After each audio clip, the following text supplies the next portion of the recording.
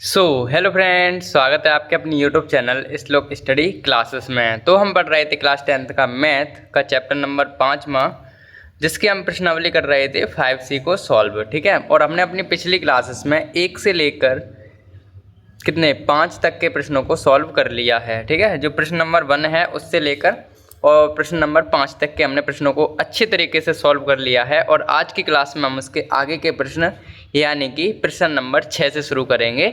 ठीक है, और उसके आगे तक के प्रश्नों को सॉल्व करेंगे। तो शुरू करते हैं अपनी क्लास को बिना किसी देरी के। तो हमारे पास 5C का 6 में का पहला सवाल ये है कि 5C का 6 में का पहला प्रश्न है ये। ठीक है, इसमें कह रहे हैं कि 8 के प्रथम 15 गुणजों का योग ज्ञात कीजिए। ये हमारे पास प्रश्न है। मतलब ये है कि हमारे पास एक श्रेणी है, मतलब श्रेणी बनानी है हमें, जिसमें 8 के प्रथम 15 गुणजों का योग हमें ज्ञात करना है। तो सिंपल सा इसे सॉल्व करके देख लेते हैं। सबसे पहले लिखेंगे हल, और हमें लिखना है 8 के प्रथम 15 गुणजों का योग। तो अगर हम 8 के गुणजों की बात करें, 8 के अगर गुणज की बात करें तो हमारे पास क्या आएंगे, 8 के गुणज बराबर क्या होंगे, एक तो 8 ही आएगा। 8 के गुणज का मतलब 8 से कौन कौन कट जाएँ ये मानो, तो 8 के बारे में 8 आएंगे, 8 दूनी 16, 8 तीय 24, डॉट डॉट डॉट। इस तरीके से हमें 15 तक जाना है, 15 तक पहाड़ा अपना पढ़ना है। जैसे कि 8 का 8 दूनी 8 तीय 24, हमें जाना है 15 तक, तो 15 तक पहाड़े पढ़ने हैं, 8 का 15 तक पहाड़ा पढ़ना है। तो इस तरीके से हमारे पास लास्ट में पद क्या आएगा ये बताओ। देखो, अगर 8 से यहाँ पे चल रहे हैं तो लास्ट में कितने आएंगे, अगर 8 का 15 तक पहाड़े पढ़ेंगे तो हमारे पास कितने आ जाएंगे, 15 8 120, यानी कि 120 हमारे पास लास्ट में पद आ जाएगा। यानी कि 8, 16, 24 डॉट डॉट डॉट 120, इतने तक हमें चलना है और इनका योग हमें पता करना है। ठीक है, अब देखो कैसे करते हैं। देखो हमें क्या क्या दे रखा है इस श्रेणी में, A1 का मान हमें दे रखा है 8, A2 का मान हमें दे रखा है कितना 16, और D का मान की बात करें तो D बराबर क्या होगा A2 माइनस A1। तो D बराबर हमारे पास क्या आएगा, 16 में से 8, यानी कि 16 में से 8 घट जाएंगे तो D बराबर हमारे पास आ जाएगा 8। ठीक है, ये तो आ जाएगा, D बराबर 8 आ गया। और अगर आगे सॉल्व करें, D का मान हमारे पास 8 आ गया। ठीक है, अब और क्या दिया है देखो, AN, मतलब हमारे पास जो मान दिया है किसका, ये कितना पद है, लास्ट में पद हमारे पास 120 है, तो हम इसमें लास्ट में पद हमारे पास 120 आ गया। मतलब जो लास्ट में गुणज होगा वो 120 होगा, 120 आ गया L का मान। और 15 गुणज हैं, यानी कि 15 संख्याएं, यानी कि N का मान हमारे पास कितना है, N का मान हमारे पास 15 है। हमें पता करना है कि प्रथम 8 गुणजों का योग। तो तब 8 के प्रथम 15 गुणजों का योगफल बराबर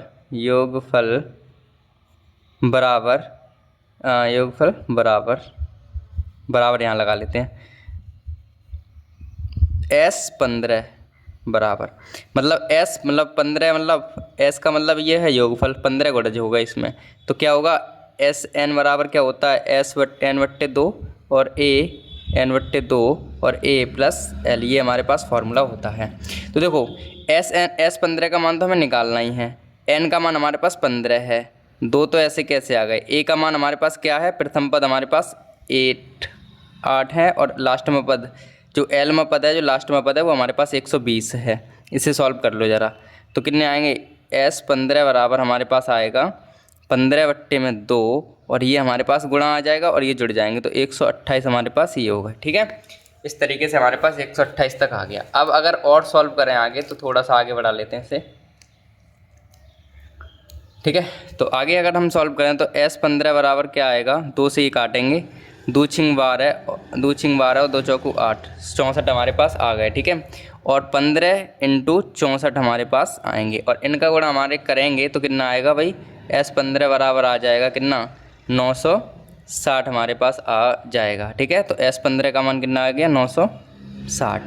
तो इस तरीके से 15 का 64 में हमने गुणा किया तो 960 आ गए। तो ठीक है, तो इस तरीके से हमारे पास 8 के प्रथम 15 गुणजों का जो योगफल आ गया वो कितना आ गया, 960 आ गया। ठीक है, तो इस तरीके से ये पहला प्रश्न था अपना, वो हो गया कंप्लीट। 6 में का पहला तो अपने पास कंप्लीटली सॉल्व हो गया है, और अब हम बढ़ेंगे अपने अगले प्रश्न की तरफ। तो हमारे पास अगला 6वें का दूसरा प्रश्न ये है कि 0 और 50 के बीच की विषम संख्याओं का योग ज्ञात कीजिए। ठीक है, हमको क्या ज्ञात करना है, 0 और 50 के बीच में जितनी भी विषम संख्याएं हैं उनका योग हमें पता करना है। तो सबसे पहले तो हल लिखेंगे, हल लिख लिया अपन ने। ठीक है, अब देखो 0 और 50 के बीच की विषम संख्या की बात करेंगे। 0 और 50 के बीच विषम संख्याएं या संख्याओं की श्रेणी क्या बनेगी। 0 तो विषम है नहीं, तो एक विषम आ गई, एक के आगे 3 आएगी, फिर कौन आएंगे 3 5, ऐसे करके हम जाएंगे और लास्ट में 50 से 50 के बीच में, 50 तो विषम है नहीं, 50 के बीच जाएंगे तो विषम कौन मिलेगी 49। तो इस तरीके से 1 3 5 डॉट डॉट डॉट और 49 तक की हमारी कौन सी संख्या आएगी, ये विषम संख्या होंगी। अब पता हमें ये करना है कि 1 से लेकर 49 तक के बीच में कितनी संख्याएं हैं, यानी कि n का मान हमें पता करना है। तो देखो क्या है, a1 का मान हमें दे रखा है 1, a2 का मान हमें दे रखा है 3, d का मान हमारे पास a2 माइनस a1, तो d का मान हमारे पास आ गया 3 माइनस के 1, तो d का मान आ गया हमारे पास 2। डन।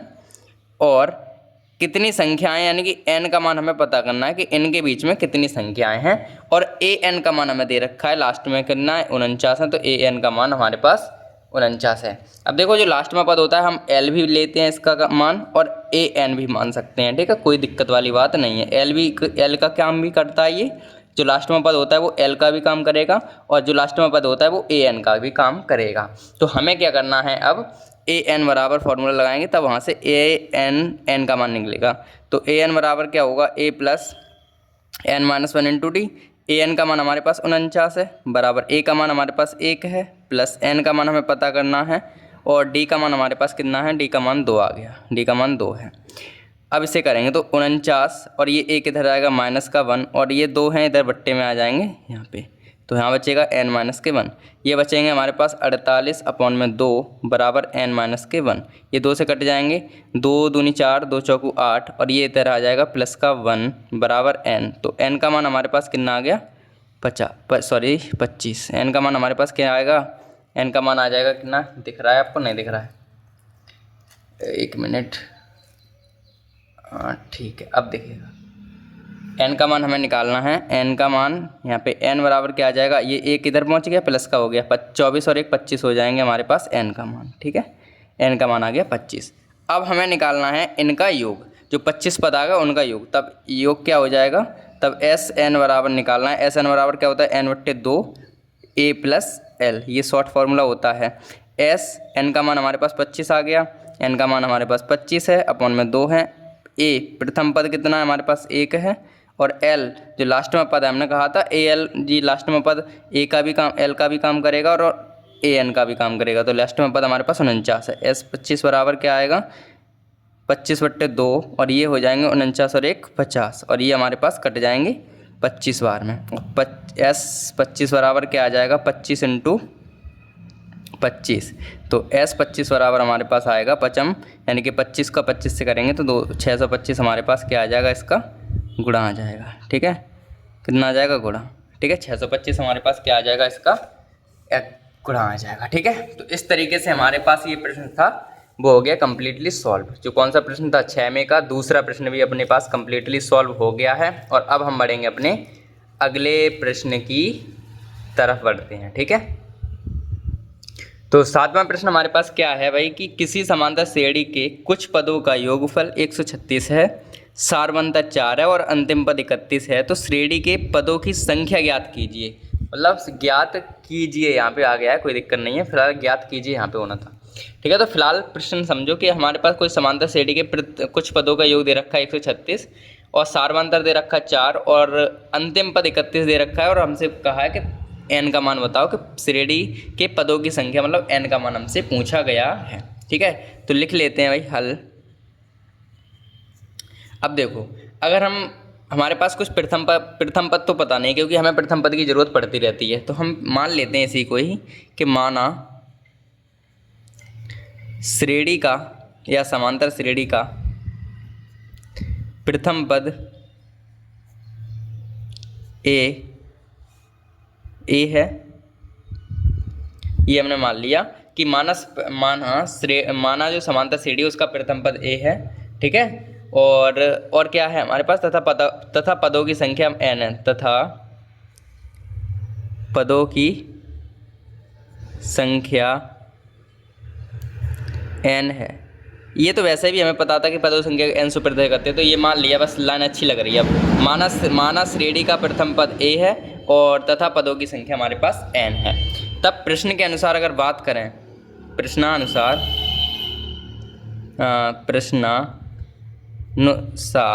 क्या हमें दे रखा है वो देखो। प्रश्न के अनुसार अगर अब बात करें, जो पदों का योगफल है, ठीक है, उनका पदों का योगफल है वो 136 दे रखा है। प्रश्न के अनुसार जो पदों का योगफल है, जो एस एन का मान है वो 136, एस एन बराबर दे रखा है हमें 136। देखो ना यार, कुछ पदों का योगफल 136 है तो एस एन का मान 136 है। तो एस एन का फॉर्मूला क्या होता है हमारे पास, एस एन का फॉर्मूला क्या होता है ये बताओ। तो एस एन बराबर क्या होता है, n/2 a प्लस एल, यही तो होता है। अब अगर हम बात करें एस एन की, यहाँ पे देखो एल का मान भी दे रखा है, देखो दिया गया है, डी का मान भी दे रखा है 4 और अंतिम पद यानी कि एल का मान भी हमें दे रखा है 31। तो इसमें यूज करेंगे ना हम इसका। तो देखो एस एन का मान तो हमारे पास 31 है, ठीक है। एस एन का मान कितना है, 31 है। एस एन का मान 136 है, बराबर एन का मान हमारे पास क्या है पता नहीं है, अपॉन में 2, ए का मान भी हमें पता नहीं है, प्लस एल का मान हमारे पास 31 है। इस तरीके से ये है, ठीक है। ये चीज़ समझ में आई भाई, ये चीज़ तो समझ में आ गई होगी अब तक, कोई दिक्कत वाली बात नहीं है। तो अब इसमें करें तो इनको 2 को इधर लाएंगे, तो इनको 2 को हम इधर ले आएंगे तो कितने हो जाएंगे, इनका गुणा कर देंगे। 2 छिंग 12 के 2, एक हासिल 2 3 6 और 1 7 और 2 एकन 2, 272 हमारे पास ये हो गए। बराबर बचेगा n, केवल n बच गई, और a प्लस के 31 हमारे ये बच जाएंगे। ध्यान से समझते चलना भाई, 272 और n का हो जाएगा an, इनका गुणा हो गया प्लस 31n, ये हमारे पास आ गया समीकरण 1, ठीक है। तो समीकरण 1 आपको दिख रहा है या नहीं दिख रहा है वो देख लें एक बार, नहीं दिख रहा था तो अब दिखेगा, ठीक है। इतनी चीज़ समझे हो। एस एन बराबर ये हमने 2 इधर लिया, गुणा हो गया, एन का इधर गुणा कर दिए, ए एन का इधर करेंगे तो ए एन और 31n, ठीक है। इस तरीके से आ गया। अब अगर हम ए एन वाला फॉर्मूले से एक समीकरण बनाएं, क्योंकि हमें ए एन का मान दे रखा है कितना, 31। हमने कहा था कि जो 31 दे रखे होते हैं वो एल का भी काम करता है और ए एन का भी काम करता है। तो ए एन बराबर भी 31 है, एल बराबर भी 31 है, कोई दिक्कत वाली बात नहीं है, ठीक है। तो अब अगर हम करें तो हमारे पास एक फॉर्मूला होता है, ए एन बराबर क्या होता है बताओ, इधर कर लेते हैं। ए एन बराबर क्या होता है, ए प्लस एन माइनस 1 इंटू, यही तो फॉर्मूला होता है। तो ए एन का मान हमें दिया है 31, ठीक है, बराबर ए का मान हमें पता नहीं है, प्लस एन का भी मान हमें पता नहीं है, और डी का मान हमें पता है कितना, 4 है। डी का मान हमारे पास 4 है। तो एक काम करते हैं, ये 31 हैं ऐसे ही रहने देते हैं, ए प्लस इसको सॉल्व करते हैं तो 4n माइनस के 4, तो ये हो जाएंगे 31, और ये माइनस का 4 इधर पहुंच जाएगा, प्लस के 4 बराबर आ जाएंगे ए प्लस के 4n। तो यहाँ से आएगा 35 बराबर ए प्लस के 4n। ये हमारे पास समीकरण बन गया दूसरा, ठीक है। ये हमारे पास समीकरण बन गया दूसरा, ठीक है। दिख रहा है आपको समीकरण दूसरा, ठीक है। अगर हम यहाँ से a का मान निकालें, ठीक है, अगर हम यहाँ से a बराबर निकालें तो क्या आएगा ये बताओ। तो a बराबर क्या आ जाएगा, देखो 4 को इधर भगाएंगे, 35 तो हैं ही इधर, a बराबर 35 तो इधर हैं ही, और ये माइनस प्लस के 4 है ना, इधर चले जाएंगे, माइनस के 4n हो जाएंगे, और a बराबर हम इस मान को रख देंगे इसमें। तो रख लेते हैं कि a का मान इधर लिख देते हैं किधर भी, 1 मिनट रुकना, आगे बढ़ा लेते हैं तब।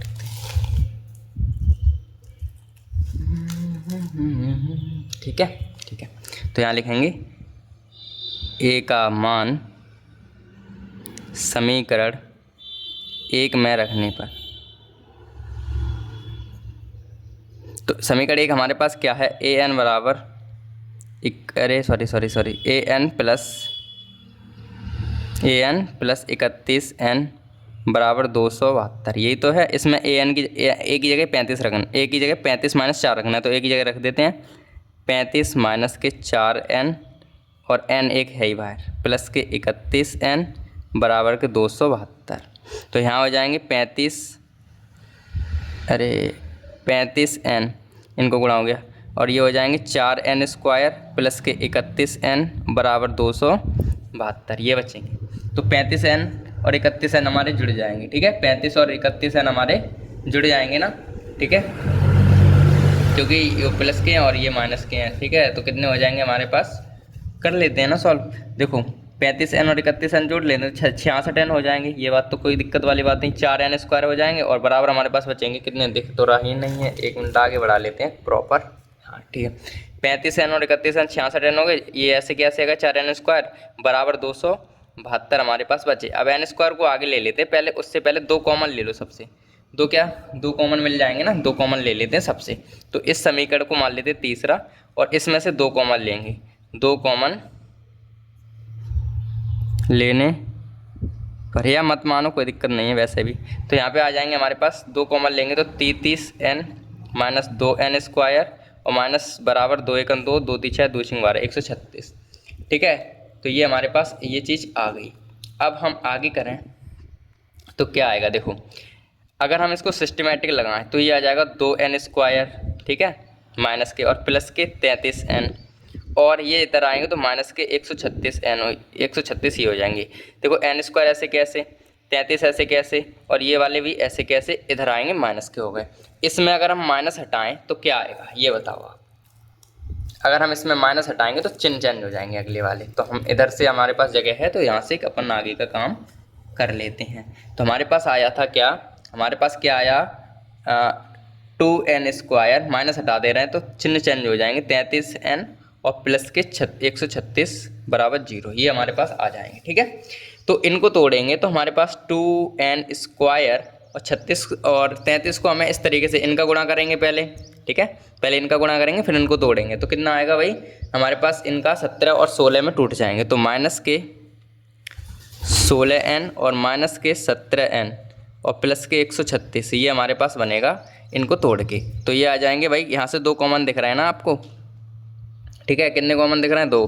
तो यहाँ से अगर 2 कॉमन दिख रहे हैं और एक n कॉमन दिख रही है तो क्या आएगी भाई, n माइनस के 2 8 16 और यहाँ पे 17 कॉमन है तो 17, n तो कॉमन है नहीं, माइनस के लिए तो माइनस हो जाएगा और 17 जो 17 अट्ठे होंगे वो 136 हो जाएंगे तो 8 बार आ जाएगा। तो ये आ जाएंगे 2n माइनस के 17 बराबर 0, एक आ जाएगा भाई n माइनस के 8 बराबर 0। तो n बराबर क्या आएगा, 17 बट्टे में 2 और एक n बराबर आएगा प्लस के 8। ठीक है, अब देखो जो n का मान है वो कभी भी भिन्न में नहीं हो सकता है, तो ये तो अमान्य हो गया, अमान्य है क्योंकि ये पूर्ण नहीं है, पूर्ण संख्या नहीं है, पूर्ण संख्या नहीं है ये, इस वजह से ये अमान्य हो गया। और तब n बराबर क्या लेंगे हम, तब n बराबर हमारे पास 8 होगा, ये चीज़ ध्यान रखनी है। तब हमारे पास n का मान कितना आ गया, 8। ठीक है, तो हमसे n का मान ही हमसे पूछा गया था, तो इस तरीके से हमारे पास n का मान आ गया। ठीक है, क्यों इसमें कहा था कुल श्रेणी के कुल पदों की संख्या बताइए, तो क्या आ गया, पदों की संख्या हमारे पास आ गई n बराबर 8। ठीक है, तो इस तरीके से हमारा ये प्रश्न भी सॉल्व हो गया है एकदम बेहतरीन तरीके से। ठीक है, तो एक बार दोबारा देख लो भाई, यहाँ से जो हमारे पास दिया था वो मान लिया हमने, माना प्रथम पद a है और पदों की संख्या n थी, ये हमने मान लिया था। तो SN बराबर 36 दे रखा था, 136, D बराबर 4 दे रखा, L बराबर 31 दे रखा था और 31 को L का मान भी हम AN के मान में मान सकते हैं। तो SN बराबर n/2 ये होता ही है। SN का मान 36 136 है ही, AN ऐसे कैसे और L का मान 31 है। इसको सॉल्व हमने किया तो हमारे पास समीकरण ये बन गया। ठीक है, फिर हमने एक समीकरण दूसरा समीकरण बनाने के लिए हमने क्या किया, AN बराबर A plus n minus 1 into D. इस फॉर्मूले में AN का मान हमें 31 मानना था, यहाँ पे देखो L का मान दिया था लेकिन ये मान बराबर होते हैं तो 31 ये आ गया और इस तरीके से हमने इसको सॉल्व किया तो इस समीकरण। अब हमने यहाँ से A का मान निकाला, A बराबर ये उधर भगा दिए, 35 तो ये इधर जाएंगे तो माइनस के 4n हो जाएंगे। ठीक है, फिर हमने A का मान समीकरण नंबर 1 में रख दिया और इस तरीके से हमने सॉल्यूशन किया तो हमारे पास आंसर 8 आ गया। ठीक है, कितना आ गया, 8। तो इस तरीके से हमारे पास क्वेश्चन ये 7वां हो गया कम्प्लीटली सॉल्व। और अब हम बढ़ेंगे अपने अगले प्रश्न की तरफ। तो हमारे पास अगला प्रश्न यानी कि 8वां प्रश्न है वो क्या है, ध्यान से समझते हैं। और 8वें प्रश्न में हमारे पास 2 प्रश्न हैं। ठीक है, कि दर्शाइए कि A1 A2 A3 dot AN से एक समांतर श्रेणी बनती है। ठीक है, समांतर श्रेणी बनती है यदि AN नीचे दिए गए अनुसार से परिभाषित, मतलब AN का मान ये दिया गया है और एक ये दिया गया है, तो साथ ही प्रत्येक स्थिति में 15 पदों का योगफल ज्ञात करिए। ये हमारे पास प्रश्न है, यानी कि AN का हमें फॉर्मूला दे रखा है ये वाला। ठीक है, तो हल कर लेते हैं 8 में के पहले को। पहले को हल करेंगे फिर दूसरे पेज पर करेंगे दूसरे को, ठीक है। तो हमें दिया है, दिया क्या है, दिया है ए एन बराबर 3+4n। पहले में ए एन बराबर 3n+4। अब इसमें ये कह रहे हैं कि A1 A2 A3 यानी कि मान रखने हैं। ए का जो n की जगह पे है एक है, फिर दो है, फिर तीन। देखो ना n यहाँ पे नीचे है, यहाँ पे नीचे क्या है एक, तो n की जगह पे 1 2 3 है। तो इस तरीके से हमें n की जगह पे 1 2 3 रख के श्रेणी बनानी है और उसके हमें 15 पदों तक जाना है। तो अगर हम n का मान की बात करें तो n बराबर हम 1 रख सकते हैं, 2 रख सकते हैं, 3 रख सकते हैं, ये तो रखते हैं। तो रख रहे हैं रखने पर, ठीक है, ये चीज़ हम रखेंगे। तो यहाँ पे देखो A1 n की जगह 1 आ गया बराबर 3+4 n की जगह पे 1 बराबर क्या आएगा, A1 बराबर क्या आ जाएगा, 3 एकन 3 और 4 एकन 4 ही होंगे। तो बराबर A1 बराबर हमारे आएगा 7, ठीक है। इस तरीके से हमारे पास A1 का मान आ गया। A2 का मान निकालना है। A2 का मान क्या आएगा, देखो यहाँ पे देखो 3 प्लस ए की जगह पे हमने क्या रखे हैं, अब 2 रखने हैं, n की जगह पे 2 रखने हैं। तो 4 × 2 बराबर, मतलब ये इम्प्लाई जेट होता है, मतलब बराबर, ये बराबर आ गया। अब इसके आगे बराबर नहीं आएगा तो ये वाला चिन्ह आएगा। अब लिखेंगे A2 बराबर 3 प्लस 4 दूनी 8, ये हमारे पास आएंगे। A2 का मान आ गया हमारे पास 8 और 3 कितने हो जाएंगे हमारे पास, 11। तो 7 इसका मान आ गया 11, ठीक है। अब हम A3 का निकालेंगे। तो A3 बराबर क्या आ जाएगा, A3 बताओ। तो 3 प्लस के 4 इंटू के 3, तो हमारे पास आएगा A3 बराबर 3 प्लस के 4 3 12 और ये हमारे पास जुड़ जाएंगे तो कितने आ जाएंगे, 12 और 3 15। तो A3 का मान भी हमारे पास 15 आ गया। तो इसी प्रकार अगर हम श्रेणी बनाएं इससे, तो अतः हमारी जो श्रेणी बनेगी, श्रेणी क्या होगी, श्रेणी होगी 7, A1 का मान 7, A2 का मान 11 और 15। तो A7, 11, 15 होगी। अब देखो हमें 15 तक ये हमारी श्रेणी मिल गई। अब इसमें क्या रखे हैं, ये तो हमारी श्रेणी मिल गई, इस तरीके से चलेगी श्रेणी। तो इसमें प्रथम 15 पदों का योग पूछा है। तब इस श्रेणी में A1 कितना है, 7 है, A2 कितना है हमारे पास 11 है। तो D का मान क्या आ जाएगा, A2 माइनस A1। तो D का मान अगर हम निकालना चाहें तो A2 में से A1 घटाएंगे तो A2 का मान तो 11 है, A2 का मान कितना है 11 है, और A1 का मान 7 है। तो 11 में से जब 7 जाएंगे तो हमारे पास 4 बच जाएंगे। तो D का मान तो आ गया 4। हमें N का मान जो है वो दे रखा है 15। N का मान कितना दे रखा है, 15 दे रखा है, क्योंकि 15 पदों तक का हमें योग बताना है। तो N का मान हमें 15 दे रखा है। अब हम सीधा योगफल निकालेंगे। तब प्रथम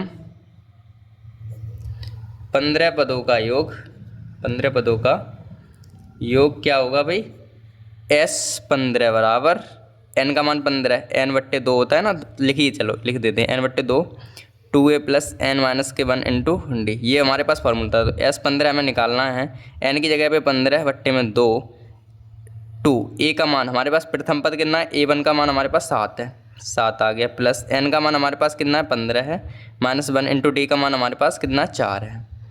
इस तरीके से ये मान आ गए, सीधा मान रखते हैं हमने।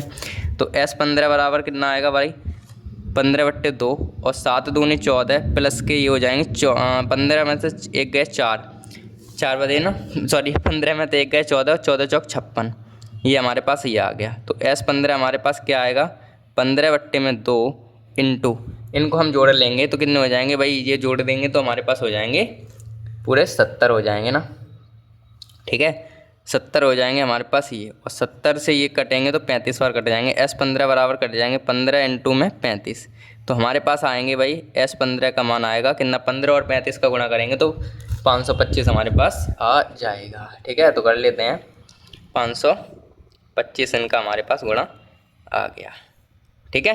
तो इस तरीके से हमारे पास ये क्वेश्चन भी सॉल्व हो गया। तो अतः हम कह सकते हैं कि क्या कह सकते हैं कि अतः 15 पदों का योगफल कितना होगा, अतः प्रथम 15 पदों का योगफल, अतः 15 पदों का योगफल 525 होगा। ये हमसे कह रखा है। ठीक है, done done done done done done. ठीक है, तो इस तरीके से हमारे पास ये प्रश्न जो था वो हो गया कम्प्लीटली सॉल्व्ड। ठीक है, कोई दिक्कत वाली बात नहीं थी। पहले हमें इससे श्रेणी बनानी थी और वो हमारे पास हो गया। पहले हमें इस वाले फॉर्मूले में n की जगह पे 1 रखना है, फिर 2 रखना है, फिर 3 रखना है, इस तरीके से रखनी है। तो हमने 3 तक रख लिए, तो 3 मान निकल आए। इस तरीके से श्रेणी आ गई हमारे पास। फिर ये काम तो हमें करना आता ही है, तो हमने इसके 15 पदों का योगफल निकाल लिया। ठीक है, तो इसी तरीके से अब हम करेंगे 8वें का दूसरा प्रश्न। ठीक है, वो करेंगे अगले पेज पर। तो अगले पेज पर चलते हैं। ठीक है, 8वें का पहला कम्प्लीटली सॉल्व। अब करेंगे ये वाला an बराबर 9 माइनस 15। मतलब सेम टू सेम ऐसे ही करना है, लेकिन करने अगले पेज पर, क्योंकि इस पे जगह ही नहीं है, क्या करें। तो हमारे पास अगला प्रश्न यानी कि 8वें का कौन सा दूसरा प्रश्न है, वो क्या है, हमें ये दे रखा था n पर। तो यहाँ से वही काम करेंगे। पहले हम क्या करेंगे, n की जगह पे जो हमें दिया है, दिया क्या है, हल लिख लेना। हल दिया है an बराबर 9 माइनस 5n हमें दे रखा है। तो n बराबर हम क्या रखेंगे, 1 2 3 रखने पर अब ये रख लेते हैं। चलो, तो a बन के आएगा इस हिसाब से, a n की जगह पे बर रखो, बराबर 9 माइनस 5 इंटू में n की जगह 1। तो क्या आ जाएगा a1 का मान, a1 का मान क्या आएगा, 9 माइनस के 5 एकन 5। तो a1 हमारे पास आ गया, 9 में से 5 गए तो हमारे पास बचे 4। तो a1 का मान ये आ गया। अब हम a2 रखते हैं, तो n की जगह पे 2, तो यहाँ पे आएंगे 9 माइनस 5 इंटू में 2। तो a2 हमारे पास क्या आ जाएगा, 9 माइनस के 10। तो a2 हमारे पास आ जाएगा माइनस के 1। ऐसे हम a3 निकाल लेते हैं। तो a3 क्या होगा, 9 माइनस के 5 इंटू में 3। तो a3 हमारे पास क्या आ जाएगा, 9 माइनस के 15। तो a3 हमारे पास आ जाएगा माइनस के कितने भाई, माइनस के कितने आ जाएंगे, a3 का मान हमारे पास आ जाएगा, घटा दो ना, जल्दी जल्दी से घटा दोगे तो माइनस के 6 बचेंगे। कोई दिक्कत वाली बात नहीं है ना। तो इस तरीके से हमारे पास ये मान आ गए। तब हमारे पास श्रेणी क्या होगी, a1 का मान ये आ गया, a2 का मान ये आ गया, a3 का मान ये आ गया। अब हम श्रेणी क्या करेगी, तब हमारी श्रेणी, तब समांतर श्रेणी क्या होगी भाई, तब हमारी समांतर श्रेणी 4 माइनस के 1 6 होगी। ठीक है, इस तरीके से तो होगी। तो इसमें अब हमें 15 पदों का योगफल निकालना है। तब 15 पदों का योगफल क्या होगा ये बताओ। तो 15 पदों का योगफल बराबर क्या होगा, Sn बराबर फॉर्मूला होता है ना। तो Sn बराबर क्या होगा, Sn बराबर n बट्टे में 2 2a प्लस n माइनस के 1 इंटू डी। ठीक है, इस तरीके से होगा। तो सीधा मान रख लेते हैं, मान सीधा निकाल लोगे ना। देखो s n का मान 15 दिया है, बराबर n का मान 15 है, अपॉन में 2, तो ऐसे कैसे हैं 2। a का मान हमारे पास कितना 4 है, प्लस n का मान 15 है, माइनस के 1।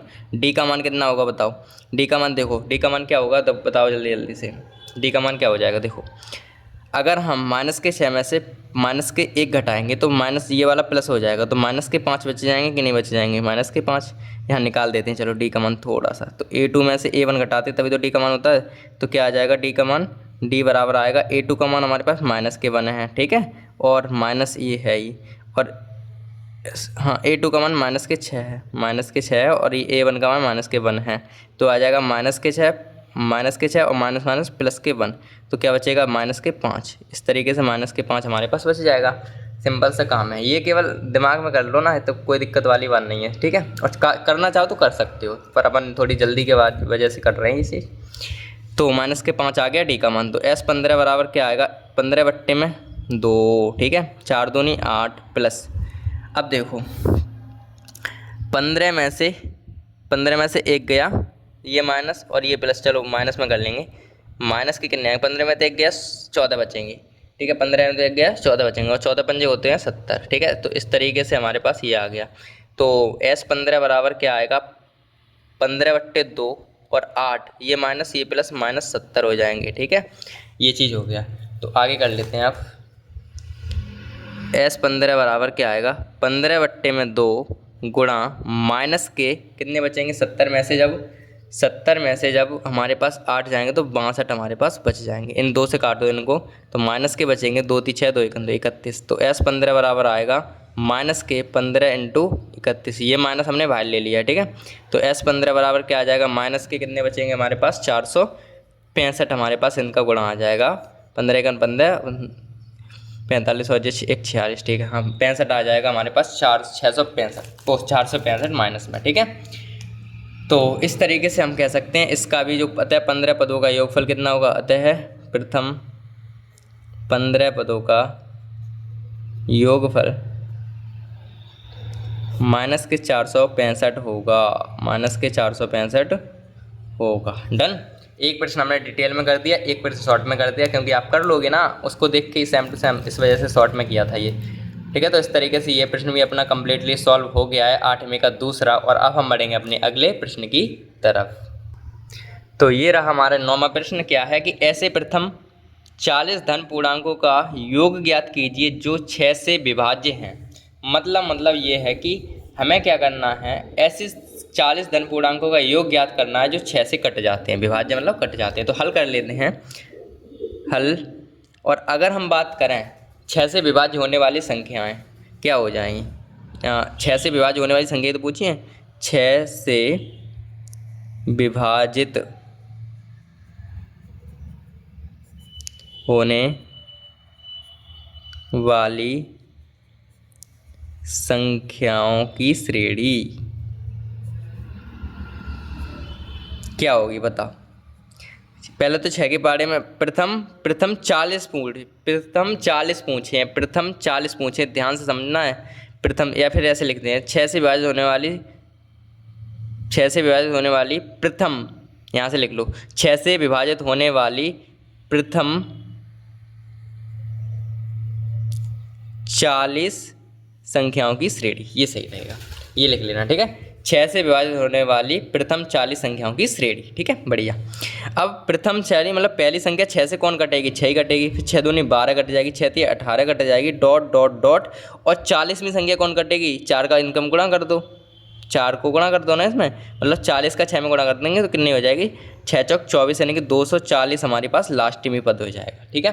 तो ये हमारे पास श्रेणी बन के आई। अब इस श्रेणी को हम सिंपल सा सॉल्व करेंगे। तो A1 का मान हमारे पास क्या है, 6 है, A2 का मान हमारे पास क्या है, 12 है, D का मान हमारे पास क्या है, 6 है क्या, निकाल लो ना, 6 में 12 में से 6 गए 6 ही तो बचेंगे, ठीक है।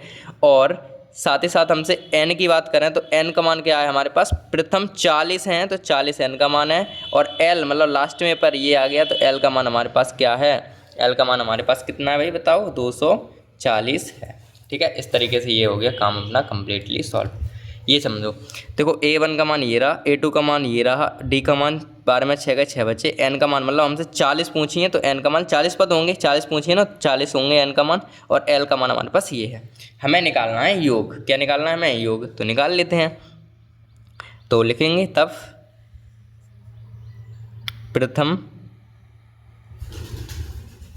6 से विभाजित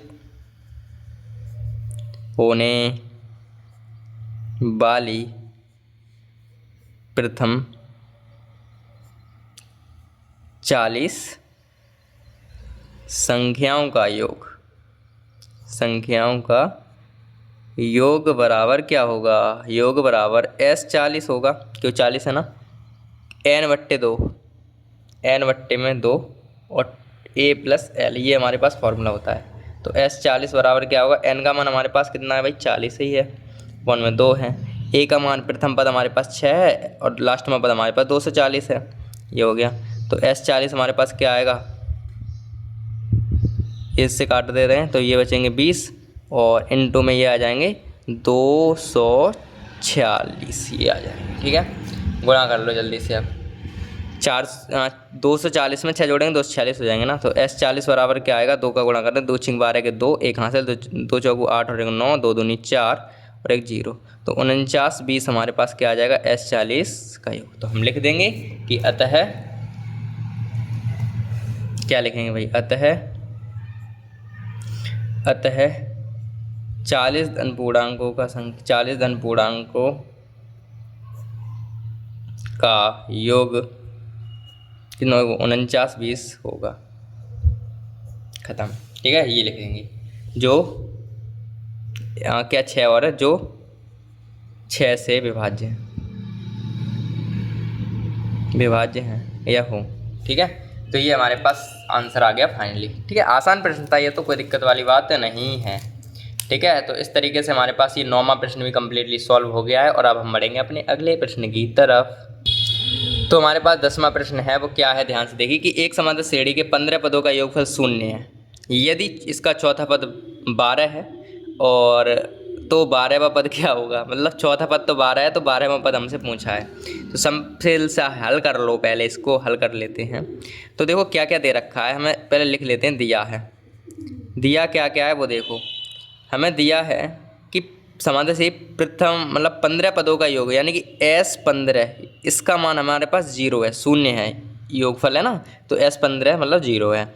यदि इसका चौथा पद यानी कि A4, ये हमें दे रखा है 12 है, तो 12वां पद क्या होगा, A12 हमसे पूछा है। ये प्रश्न है अपने पास।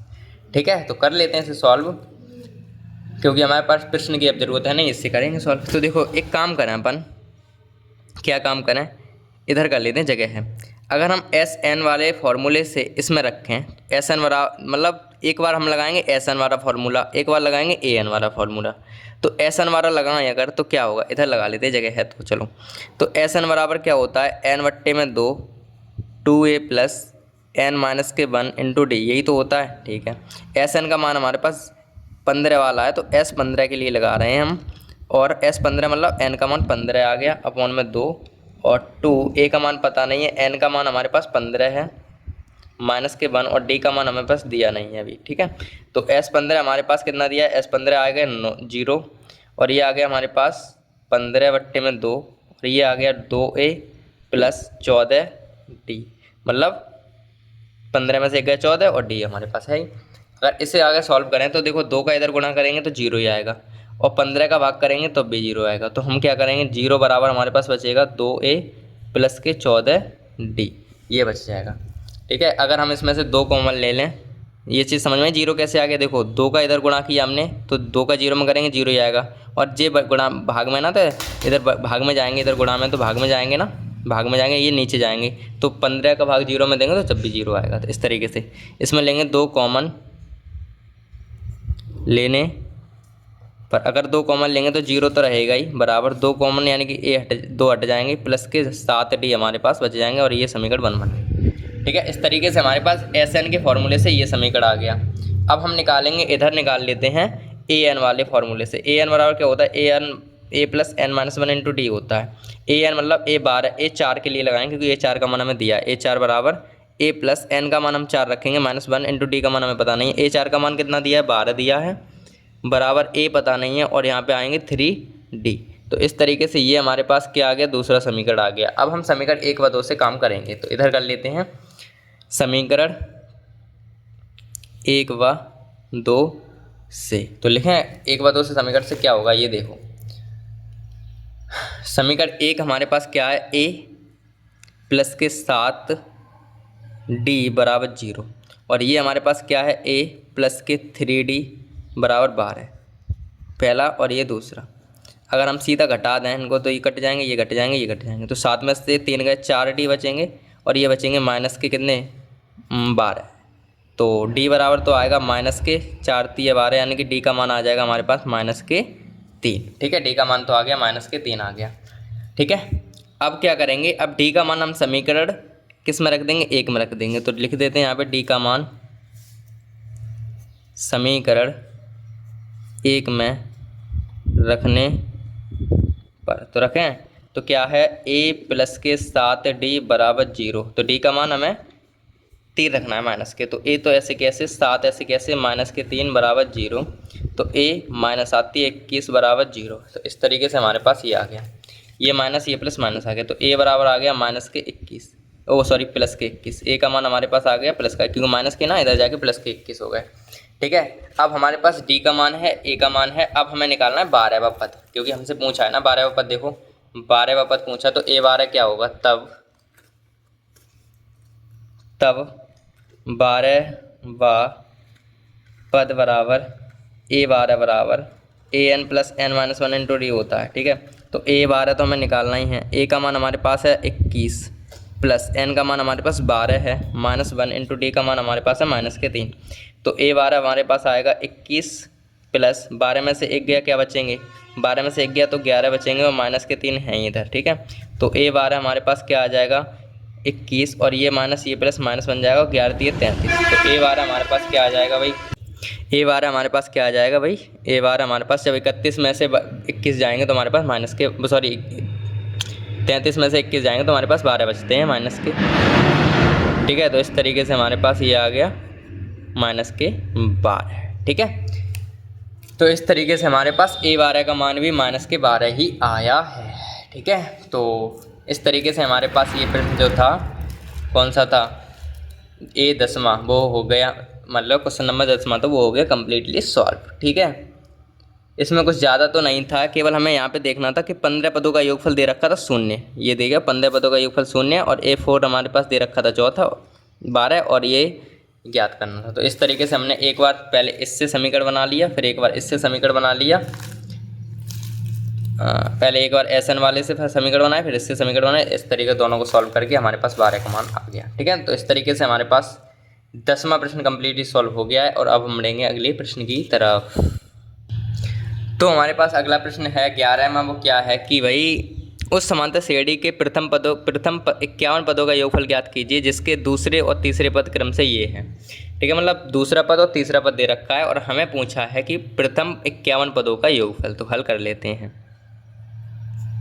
देखो दिया क्या है हमारे पास, हमें दिया है, पहले तो ये समझो, दिया ये है कि हमें दूसरा पद यानी कि A2 और तीसरा पद दे रखा है A3, दूसरा पद दिया है 14 और तीसरा पद हमें दिया है 18, ठीक है। और हमसे पूछा है 51 पदों का योगफल, यानी कि S51 का मान पूछा है।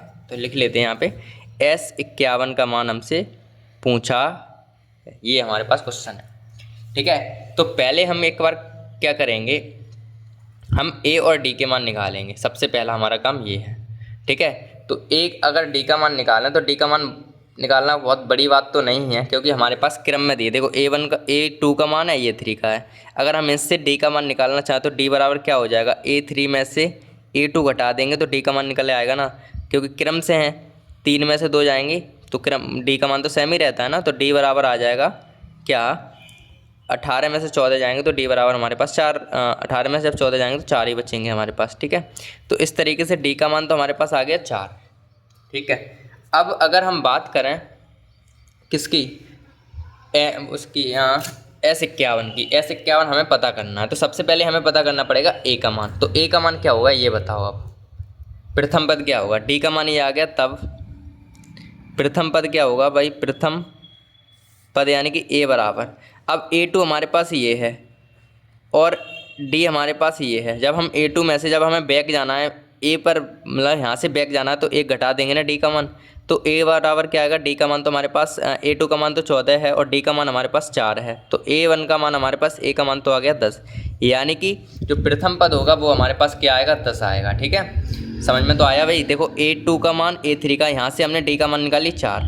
अगर हमें A1 पे जाना है, मतलब बैक में जाना है, तो हम घटा देते हैं D को। तो बैक में D को घटाएंगे तो 14 में से 4 घटेंगे, 10 ही तो बचेंगे, ठीक है सर, 10 बच जाएंगे। अब हमें क्या करना है, अब हम आराम से निकाल सकते हैं किसका मान, S51 का मान। तब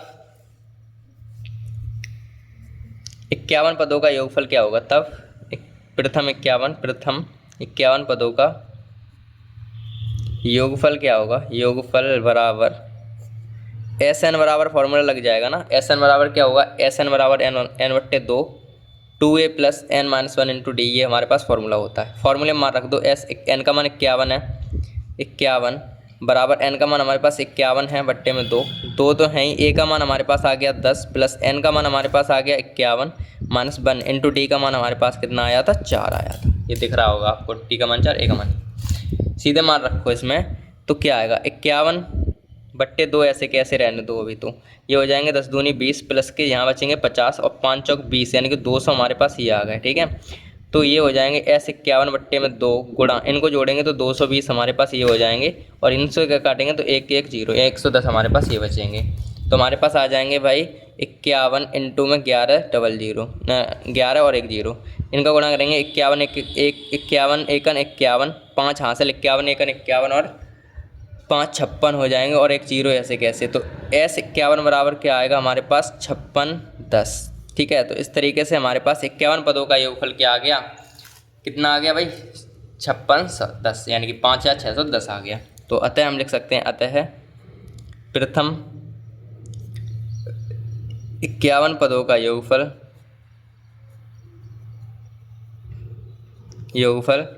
5610 होगा। खत्म। इस तरीके से ये प्रश्न भी कम्प्लीटली सॉल्व हो गया है। ठीक है, ध्यान से समझने की बात होती है बस, और कुछ ज़्यादा तो है नहीं। आराम से करते चलेंगे, आराम से हो जाएंगे, आराम से देख लेना भाई। थोड़ी वीडियो लंबी हो जाती है ना, इस वजह से थोड़ी स्पीड के साथ भी चलना पड़ता है। ठीक है, तो अब हम बढ़ते हैं अपने अगले प्रश्न की तरफ। ये तो हो गया सॉल्व। तो हमारे पास 12वां प्रश्न ये है कि किसी समांतर श्रेणी का प्रथम पद तो 9 है, प्रथम 9 पदों का योगफल 81 है और प्रथम 17 पदों का योगफल 289 है। तो उसका पद यानी कि उसका पहला पद ज्ञात करना है और सारवंतर ज्ञात करना है। ये हमारे पास प्रश्न है, तो हल कर लेते हैं। और दिया है, लिख लेते हैं पहले क्या है दिया है। अगर हम बात करें प्रथम किसी समांतर श्रेणी के प्रथम 9 पदों का योगफल यानी कि S9, इसका मान हमें दे रखा है 21, और 17 पदों का योगफल मतलब S17, इसका मान हमें दे रखा है 289, और हमसे प्रथम पद यानी कि A1 हमसे पूछा है और एक D का मान हमसे पूछा है। ये हमारे पास है। प्रश्न तो थोड़ा आसान है, क्योंकि हम क्या करेंगे, एक बार इससे इसको समीकरण इससे फॉर्मूला लगाएंगे, एक बार इसका फॉर्मूला लगाएंगे और हमारे पास आंसर आएंगे। पहला अगर हम लगाएं तो देखो SN बराबर क्या होता है, n/2 2a plus n-1 into D, हमारे पास होता है ये फॉर्मूला। अगर हम बात करें S9 के लिए लगाएं तो S9 बराबर n का मान 9 हो गया, बट्टे में 2 हो गए, और 2a पता नहीं है, n है 9 -1 इंटू डी हमारे पास पता नहीं है। तो S9 का मान हमें दिया है 81 बराबर 9/2, और ये हमारे पास हो गया 2a प्लस और एक 8d हमारे पास ये बच गए। ठीक है, अगर हम आगे सॉल्व करें इसे तो 9 इधर चले जाएंगे, 9 1 9 सॉरी 2 इधर चले जाएंगे और 9 नीचे आ जाएंगे। तो 81 इंटू में 2, ये 2 गुणा में चलेगा और बट्टे में आ जाएंगे 9, तो बराबर हमारे पास बचेंगे 2a प्लस के 8d। देखो ना यार, 2 इधर गुणा में आ गई, बट्टे में 9 में 81 होते हैं, 9 दूनी 18 होते हैं। इस तरीके से तो हमारे पास आ गया 18 बराबर 2a प्लस d। अगर हम 8d, अगर हम इसमें से 2 कॉमन लें, 2 कॉमन लेने पर तो हमारे पास क्या बचेंगे, 9 2 में 18 यानी 9a प्लस के 2 चौकू 8। ये हमारे पास समीकरण पहला बन गया। ठीक है, इस तरीके से पहला समीकरण ये बन गया। अब हम अगर दूसरा समीकरण बनाएं तो SN बराबर क्या होता है, n/2 और 2a plus n-1 into D. अब की बार हम खोलेंगे 17 वाले, तो 17 क्या हो जाएगा, S17 बराबर n का मान 17 आ गया, बट्टे में 2 आ गए, 2a पता नहीं है, n का मान 17 है, -1 इंटू डी का मान हमारे पास कितना है पता नहीं है। ठीक है, तो S17 का मान दिया है 289 और बराबर आ जाएगा 117/2 और 2a प्लस 16d, 17 में से गए 16d। तो ये इधर चले जाएंगे 289 इंटू में 2 और अपॉन में आ जाएंगे 17 बराबर 2 प्लस 16d। 17 का वर्ग होता है 289, यानी कि 17 बार कट जाएगा, 17 दूनी 34 हमारे पास ये आएगा, और यहाँ आएंगे 2a प्लस के 16d। यहाँ से भी अगर हम 2 कॉमन लें तो क्या होगा भाई, 2 कॉमन लेने पर, तो 2 कॉमन लेंगे तो 17 दूनी 34 यानी कि 2 17 तो यहाँ आएंगे, 2a यहाँ आ जाएगी और 2 8 16 ये आ जाएंगे, और ये समीकरण बन गया दूसरा। अब समीकरण 1 व 2 से हम काम अपना कर लेंगे। ठीक है, तो इधर कर लेते हैं, जगह हमारे पास है, तो यहाँ लिखेंगे समीकरण 1 व 2 से। तो समीकरण 1 हमारे पास क्या है, a प्लस 4d बराबर 9, और दूसरा हमारे पास है a प्लस 8d बराबर 8d है जी, 8d बराबर 17। ठीक है, a प्लस 4d बराबर 9, a प्लस 8d बराबर 9। तो इस तरीके से हमारे पास ये घटा देंगे, तो ये हमारे पास कट गए, और 4 में से 8 में से 4 गए, 4 ही d बचेंगे, लेकिन माइनस के, और ये माइनस के 17 में से जब 9 घटेंगे तो हमारे पास बचेंगे कितने, 8, और माइनस से माइनस कट गया, 4 से ही कटेंगे, तो d बराबर तो हमारे पास आ गया 2। और अब d का मान रख देंगे समीकरण 1 में, d का मान समीकरण 1 में रखने पर, तो अगर हम d का मान समीकरण 1 में रखेंगे तो a प्लस 4d बराबर 9 तो होते ही हैं, तो a का मान तो निकालना ही है, 4 इंटू डी की जगह 2 आएंगे बराबर 9, तो a प्लस के 4 दूनी 8 बराबर 9, तो a बराबर आएगा 9 माइनस के 8, यानी कि a बराबर हमारे पास आएगा 1। तो इस तरीके से हमारे पास d का भी मान आ गया, a का भी मान आ गया। तो यही पूछे थे हमसे कि अतः हम कह सकते हैं, अतः कि समांतर श्रेणी का प्रथम पद 1 होगा तथा सार्वंतर 2 होगा। ये लाइन आप लिख लेना, ठीक है। तो इस तरीके से हमारे पास ये प्रश्न भी कम्प्लीटली सॉल्व हो गया है और अब हम बढ़ेंगे अपने अगले प्रश्न की तरफ। तो हमारे पास अगला प्रश्न यानी कि 13वां प्रश्न है, वो क्या है कि किसी समांतर श्रेणी के प्रथम 4, यहाँ पे 4 होंगे शायद, प्रथम 4 अंतिम पदों का योगफल। 1 मिनट रुकना, हम देख रहे हैं प्रथम 4 ही है कुछ और। तो हमारा तीसरा प्रश्न है कि भाई किसी समांतर श्रेणी के प्रथम और अंतिम पद क्रम से 17 और 350 हैं। यदि सार्वंतर 9 है तो इसके कितने पद, इसमें कितने पद हैं और इनका कितना योग है। मतलब हमसे पदों की संख्या पूछी और योग पूछा है, ठीक है। तो सबसे पहले तो हल लिखेंगे और देखेंगे क्या क्या दे रखा है हमारे प्रश्न के अंदर। तो दिया क्या है वो देख लो, दिया है वो देखो क्या दिया है। प्रथम समांतर श्रेणी प्रथम पद दिया है यानी कि A1 दिया है हमें पास 17 है, और अंतिम पद दिया है, मतलब अंतिम पद को हम कह सकते हैं L दिया है या फिर कह सकते हैं AN दिया है, और दोनों की मान बराबर होते हैं यानी कि AN या L एक ही बात होती है। तो अंतिम पद हमारे पास 350 है। हमें ज़रूरत पड़ेगी उसका मान लगा देंगे, L की ज़रूरत पड़ी तब भी ये लगाएंगे, AN की ज़रूरत पड़ेगी तब भी यही लगाएंगे, ठीक है। यदि सार्वंतर D हमारे पास दे रखा है 9 है तो इसमें कितने पद हैं, यानी कि N का मान हमसे पूछा है और इनका योग पूछा है यानी कि SN का मान पूछा है, SN का मान पूछा है। ये है, करें शुरू। तो शुरू करें तो देखो क्या है। अगर हम बात करें आगे क्वेश्चन की, तो हमारे पास फॉर्मूला क्या होता है, AN बराबर होता है, AN बराबर क्या होता है, A plus L minus 1 into D होता है। AN का मान दिया है 350 बराबर A का मान हमें कितना दे रखा है 17 प्लस N का मान हमें दिया नहीं है अभी, और D का मान हमें दे रखा है कितना 9 है। तो यहाँ से N का मान निकल के आएगा 350 और माइनस के 17, ये प्लस के थे इधर माइनस के चले जाएंगे और 9 नीचे आ जाएंगे, बराबर बचेगा N माइनस के 1, ये हमारे पास बच जाएंगे, ठीक है। तो इस तरीके से ये हमारे पास आ गई है। अगर हम 17 में 335 में से 350 में 17 घटाएंगे तो बचेंगे 333 और अपॉन में बचेंगे 9 और बराबर N माइनस के 1, ठीक है। ये हमारे पास बच जाएंगे। जब 9 से हम ये काटेंगे, 9 से ये काटेंगे तो हमारे पास कट जाएंगे 37 बार में और N माइनस के 1 ये आएगा, और इधर पहुंच जाएंगे तो 37 और 1 38, तो N बराबर तो हमारे पास आ जाएगा 38, यानी कि N का ये माइनस है ना इधर चलेगा प्लस का, तो N बराबर तो आ गया 38, ठीक है। अब हमें निकालना है इनका योग, तो निकाल लेते हैं। तब योगफल बराबर क्या होगा, योगफल SN बराबर क्या होता है, AN/2 और A प्लस L, ये होता है फॉर्मूला।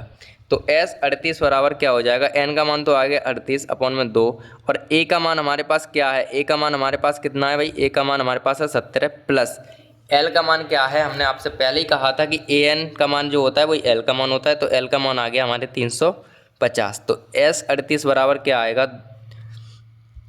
38 अपॉन में 2, और ये हो जाएंगे 17 और ये जुड़ जाएंगे, तो देखो 7 और 0 ही हो जाएंगे, 5 और 1 6 हो जाएंगे, और ये 3, यानी कि इतने तो हो गए यहाँ पे। तो ये हो जाएंगे S 38 बराबर 17 बार ये कट जाएंगे हमारे पास, ठीक है। यानी कि 19 दूनी 38, यानी 19 बार तो ये कट गया और 367 ये आ गए हमारे पास। तो S 38 बराबर आ जाएगा कितना, 6 9 7 3, इनका गुणा ये आ गया भाई, ठीक है, ठीक है। तो इस तरीके से हमारे पास ये क्वेश्चन जो है कितना सॉल्व हो गया है, हमारे पास क्वेश्चन सॉल्व हो गया है, यानी कि हम कह सकते हैं अतः पदों की संख्या कितनी है, पदों की संख्या तो 38 होगी तथा योगफल 6973 होगा। खत्म, ये प्रश्न हमारे पास था, ठीक है। तो इस तरीके से ये प्रश्न भी अपना कंप्लीटली सॉल्व हो गया है आराम से, और अब हम बढ़ेंगे अपने अगले प्रश्न की तरफ। तो हमारे पास 14वां प्रश्न है, वो क्या है, ध्यान से समझिए भाई, कि यदि किसी समांतर श्रेणी के प्रथम n पदों का योग 4n माइनस n स्क्वायर है तो इसका प्रथम पद यानी कि S1 क्या है, मतलब प्रथम पद पूछा है, और क्या क्या है, प्रथम 2 पदों का योग क्या है, मतलब प्रथम 2 पद हैं उनका योग पूछा है, और दूसरा पद क्या है, और इसी प्रकार तीसरे पद और 10वें पद और nवें पद क्या होंगे, ये हमसे पूछा गया है, ठीक है। तो ये चीज़ हम करते हैं अपने काम को। तो इसमें दिया क्या क्या है वो देखो भाई, अगर हम इसको सॉल्व करें, दिया तो कुछ ही नहीं है, केवल n पदों का योगफल दे रखा है। तो अगर हल करें इसमें तो क्या होगा, अगर हम दी गई संख्या को n पदों का योगफल की बात करें, जो हमें दी गई है वो करें, तो हम लिखेंगे क्या, कि प्रथम n पदों का योगफल क्या दे रखा है, प्रथम n पदों का योगफल क्या है, हमें दे रखा है 4n माइनस के n स्क्वायर हमें दे रखा है। ठीक है, अगर हम क्या करें, इसमें पूछा है भाई क्या, प्रथम दो पदों का योग, प्रथम दो पदों का योग ही तो पूछा है, यानी कि S1 और S2 पूछा है।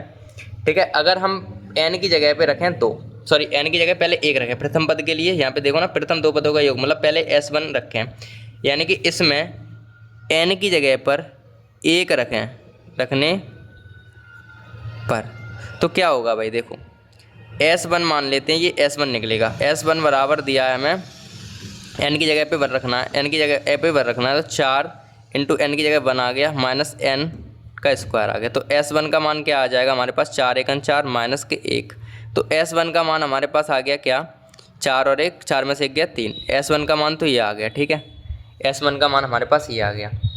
अगर हम n की जगह पे 2 रखें, क्योंकि हमसे प्रथम दो पूछे, तो S1 एक तो S1 निकल गया, S1 हमारा आ गया 3, पूछा है ना S1 क्या है, तो S1 3 है, तो n बराबर 2 रखने पर अगर हम इसमें 2 रखें तो S2 निकलेगा, S1 रखने पर S1, 2 रखने पर S2 क्या आएगा, 4 इंटू n की जगह पे 2 रखेंगे माइनस n की जगह पे 2 रखेंगे, यानी कि 2 का स्क्वायर 4 हो गया, तो S2 बराबर क्या आएगा, 4 दूनी 8 माइनस के 4, तो S2 हमारे पास आ गया 8 में से 4 गए तो 4 ही बचेंगे, तो S2 हमारे पास 4 आ गया। अब इसमें कह रहे हैं प्रथम दो पदों का योग बताओ। ठीक है, प्रथम दो पदों का योग हमें बताना है। ठीक है, तो निकाल लेते हैं। अब हम क्या करें, आगे बढ़ लेते हैं, ये आ गया। ठीक है, तो हमारे पास S1 है और S2 है, S1 है और S2 के मान हमारे पास हैं। अब हम इसी प्रकार अगर एक काम और करें, इसी प्रकार अगर हम काम करें, S1 का मान तो हमारे पास है 3। ठीक है, और अगर हमसे पूछा है इन दोनों पदों का योगफल, तो क्या होगा, इसी प्रकार जो पहला पद है, पहला पद हमारे पास क्या है, 3 है, मतलब S1 3 ही तो है, और दूसरा पद अगर हमें निकालना हो,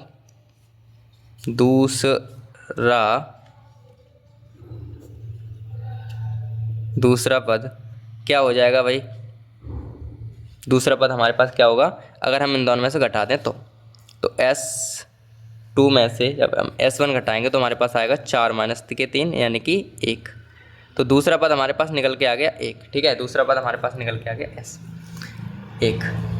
ठीक है, तो अगर हम क्या करें आगे, अब हम n की जगह पे क्या रखें, तीसरे पद के लिए n की जगह पे 3 रखें, तो S3 निकल आएगा हमारे पास, क्या निकल के आएगा, S3। तो हम रखेंगे यहाँ पे n बराबर, जब n बराबर 3 हो तो फॉर्मूला क्या था हमारे पास, 4n स्क्वायर, तो n की जगह पे 3 रखने हैं, तो निकाल लें भाई, 4 इंटू में n की जगह 3 माइनस के n की जगह 3 मतलब 9, 4 3 12 माइनस के 9, तो n का मान हमारे पास ये आ गया, हमारे पास क्या आ जाएगा, 12 में से 9 गए तो 3 बच जाएंगे। ठीक है, तो इस तरीके से हमारे पास ये आ गया। अगर हमें तीसरा पद की बात करें, तीसरे पद की बात करें, तीसरा पद हमारे पास क्या होगा, S3 में से जब हम S2 घटा देंगे तो तीसरा पद निकल के आएगा, तो S3 कितना है हमारे पास 3 है, S2 हमारे पास कितना था 4 है, तो ये आ जाएगा माइनस का 1, यानी कि तीसरा पद हमारे पास निकल के आ गया कितना, माइनस के 1। ठीक है, ठीक है भाई, दूसरा पद हमारा निकला, S2 में से S1 घटा दिया तो दूसरा पद निकल के आया, पहला पद तीसरा पद निकालने के लिए हमने S3 में से S2 घटा दिया तो तीसरा पद आ गया। ठीक है, इस तरीके से हमसे ये पद पूछे थे ना, एक दूसरा पूछा था एक तीसरा, ये तो निकाल लिया हमने। अब हमसे पूछा गया क्या कि हमसे 10वां पद और निकालो। ठीक है, तो 10वें पद के लिए हम 10 पहले तो n की जगह 10 रखेंगे, तो इधर रख लेते हैं, n की जगह पे सबसे पहले तो 10 रखेंगे 10वें पद के लिए, तो जब n बराबर 10 हो, तो n बराबर जब 10 हो तो क्या होगा, फॉर्मूला है ही ये, तो 4 n की जगह पे 10 माइनस 10 का स्क्वायर हो जाएगा 100, तो 4 जी 40 माइनस के 100 और ये हमारे पास माइनस के 60, तो ये आ गया हमारे पास क्या, n की जगह जब 10 रखा तो S10 आ गया ये। ठीक है, और S10 हमारे पास आ गया 60, कहें तो S10 हमारे पास आ गया 60। ठीक है, अब हम क्या करेंगे, अब हमें 10वां पद निकालना है। S10 तो ये देखो, ये S3 निकला था, ये हमारे पास क्या निकला था, S3 से तीसरा पद निकला, S10 हमारे पास क्या आ गया, S10 हमारे पास ये आ गया। तो एस 10 का मान ये है। अब हमें निकालना 10वां पद। तो 10वां पद क्या होगा? 10वां पद हमारे पास एस 10 में से एस 9 घटाएंगे। ठीक है, जब हमें तीसरा निकालना था तो एस 3 में से एस 2 घटा दिए। जब हमें 10 में निकालना तो एस 10 में से एस 9 घटाना पड़ेगा, और एस 9 हमारे पास है नहीं तो एस 9 निकाल लेंगे। तो जब 9 रखेंगे एस 9 के लिए तो क्या हो जाएगा? 4 इंटू 9 माइनस के 9 ने 81, तो 4 ने 36 माइनस के 81। तो एस 9 का मान हमारे पास आएगा कितना? एस 9 का मान हमारे पास जब 81 में से 36 घट जाएंगे तो हमारे पास कितना आ जाएगा? माइनस के 45। तो इस तरीके से माइनस के 45 ही आ गया। तब 10वां पद क्या हो जाएगा? तब 10वां पद हमारे पास होगा, 10वां पद एस 10 हमारे पास है माइनस के 60, माइनस माइनस प्लस और प्लस के 45। तो ये माइनस के कितने बच जाएंगे? माइनस के बच जाएंगे 15 हमारे पास आ जाएगा। क्या किसका मान आ जाएगा? माइनस के 15, 10वां पद आ जाएगा, 10वां पद। ठीक है, तो 10वां पद हमारे पास आ गया माइनस के 15 आ गया। ठीक है, इस तरीके से आ गया 10वां पद। ठीक है, तो अब हम क्या करेंगे? अब हमारे पास 10वां पद तो हमने निकाल लिया। ठीक है, 10वां पद तो हमने निकाल लिया। अब हम निकालेंगे भाई 9वें पद के लिए। तो 9वें पद के लिए क्या निकालेंगे वो देखिए, वो अगले पेज पे कर लेते हैं। ठीक है, ठीक है, तो आगे कर लेते हैं। तो आगे क्या होगा? देखो ये दे रखा था एस एन बराबर 4n माइनस एन स्क्वायर, ये तो हमें दे रखा था। ठीक है, अगर हमें एस एन की जगह पे माइनस के वर रखें, एस एन की जगह एन माइनस वर रखें तो क्या आएगा? 4 एन की जगह एन माइनस के 1 और माइनस के एन की जगह पे एन माइनस के 1। ये इसे सॉल्व करोगे तो क्या आएगा? 4n माइनस के 4 माइनस के एन और प्लस एक काम करते हैं, इसको सॉल्व कर लेते हैं। तो क्या होगा? ए माइनस बी का और स्क्वायर, तो एन स्क्वायर प्लस 1 का स्क्वायर और माइनस के 2ab यानी कि 2n, ये आ जाएंगे। ठीक है, तो इस तरीके से क्या आएगा? 4n माइनस के 4 और माइनस के एन स्क्वायर माइनस के 1 और प्लस के 2n, ये बनेगा। तो बराबर आएगा 4n और 2n, ये हो गया 6n माइनस के 5n और माइनस के n स्क्वायर, ये आ गया। इसको हम सही से लिख लें अगर तो एन स्क्वायर क्या आएगा? एन स्क्वायर आगे आ गया, एन 5n आगे आ गया और 6 प्लस के ये 6 केवल बचेंगे ना, 1 मिनट रुको, 4 और 1 5, केवल 5 बचेंगे। यहाँ एन थोड़ी नहीं आएगी, यहाँ पे एन थोड़ी नहीं आएगी और यहाँ पे 6n। तो हमारे पास आएगा माइनस के एन स्क्वायर प्लस के 6n और माइनस के 5, इस तरीके से आएगा। तो क्या आएगा? एन स्क्वायर माइनस के 6n और प्लस के 5, मतलब हमने माइनस हटा दिया, ये 0 आ। ठीक है, इस तरीके से ये हमारे पास 0 नहीं आएगा, ये तो ये चल रहा ना एस एन माइनस के 1। ठीक है, तो इस तरीके से ये तो हमारे पास एक चीज़ बनी, एक समीकरण बन गया एन स्क्वायर माइनस के 6n प्लस के 5। अगर हमें एस माइनस के 1 निकालना है तो इस फॉर्मूले का यूज करेंगे, तब हमारे पास एन माइनस निकल पाए। अगर हम एनवा पद निकालें, ठीक है, अगर हम तब एनवा पद निकालना चाहें, एनवा पद, तो एनवा पद के लिए क्या होगा? तो ए एन बराबर क्या हो जाएगा? ए एन बराबर एस एन में से हम एस एन माइनस के 1 घटा देंगे। ठीक है, एस माइनस के 1 घटा देंगे। ठीक है, तो ए एन बराबर क्या आएगा? एस एन का मान हमारे पास दे रखा है 4n माइनस के एन स्क्वायर और माइनस एस एन का मान हमने निकाल लिया एन स्क्वायर माइनस के 6n और प्लस के 5। तो ए एन बराबर क्या आएगा? वही देखो 4n में से 6n जाएगी तो माइनस के 2n बचेगी, कोई दिक्कत है यहाँ पे? माइनस के 2n बचेगी और एन स्क्वायर से एन स्क्वायर, ये माइनस के प्लस के है ना, यहाँ पे प्लस के n है, तो ये हमारे पास कट जाएंगे क्या? ठीक है, हमारे पास ये तो कट जाएंगे और हमारे पास क्या बचेगा यहाँ पे? 6n और एक 4n, 6 में से जब 4 जाएंगे तो 2n बच जाएंगे और ये हमारे पास 5 बच जाएंगे। तो हमारे पास ये आएगा क्या? n बराबर क्या आ जाएगा बताओ? तो n बराबर हमारे पास क्या आ जाएगा भाई? ए एन बराबर हमारे पास आ जाएगा 5 और ये माइनस के है ना, तो माइनस के हैं ये 2n, तो इधर पहुंच जाएंगे 2n। तो n के मान, ए एन का मान हमारे पास आ गया n माइनस के 2। ठीक है, तो nवा पद हमारे पास क्या आ गया भाई? nवा पद हमारे पास आ गया n माइनस के 2। तो अब हमने क्या क्या निकाल लिया उसे लिख लीजिए भाई। क्वेश्चन थोड़ा अटपटाता बहुत करने वाला, तो आराम से समझ लीजिए भाई, एक बार दोबारा समझा देंगे। अतः हमने क्या, S1 तो हमारे पास 3 आया था शुरुआत में ही। ठीक है, S1 हमने निकाल लिया था। प्रथम 2 पदों का योग जो आया था, प्रथम 2 पदों का योग क्या आ जाएगा भाई? प्रथम 2 पदों का जो योग था वो हम अगर निकालना चाहें कितना आएगा हमारे पास? प्रथम 2 पदों का योग 4 आ जाएगा। कितना आ जाएगा? 4 आ गया था। ठीक है, और अगर हम आगे बात करें तो दूसरे पद का योग क्या आएगा? दूसरा पद हमारे पास क्या आया था? दूसरा पद आया था 1 और तीसरा पद हमारे पास आया था माइनस के 1 और 10वां पद हमारे पास सामने लिखा है, किधर नहीं, इधर में उस पेज में ही 10वां पद हमारे पास क्या है? 10वां पद हमारे आया था -15, ठीक है। और nवां पद हमारे पास सामने है ही, nवां पद हमारे पास आया है 5 - 2n, ये रखा है ना 5 - 2n। तो इतनी चीज़ हमसे पूछी गई थी। अब एक बार दोबारा समझो इससे एक बार अगर दोबारा समझें इस क्वेश्चन को तो ध्यान से समझना है भाई। और वैसे भी ऐसे प्रश्न पेपर में ज़्यादा आते नहीं, तो आप ज़्यादा टेंशन लेके मत करना, फिलहाल समझ लो बस। देखो, अगर हम बात करें n का योगफल दे रखा था, मतलब n पदों का योगफल दिया था हमें 4n - n², ठीक है। जब हमने n बराबर 1 रखा तो Sn का मान निकल S1 का मान, जब हम n का मान 1 रखेंगे तो S1 का निकल के आ गया, n का मान 2 रखा तो S2 का मान निकल के आ गया, ये ठीक है। आगे इसी प्रकार अगर हम पहले पद की बात करें तो पहला पद अगर हमें निकालना है तो S2 में से S1 घटाएंगे, S2 में से S1 घटाएंगे तो 4 में से 3 का ये आ गया पहला, ठीक है। पहला पद दूसरा पद निकालना था, पहला पद तो मैं दिया था 3 आ गया ये। अगर हमें दूसरा पद निकालना है तो हम दूसरे पद अगर श्रेणी का निकालें तो S2 में से S1 घटाएंगे तो ये हमारे पास आ जाएगा ये।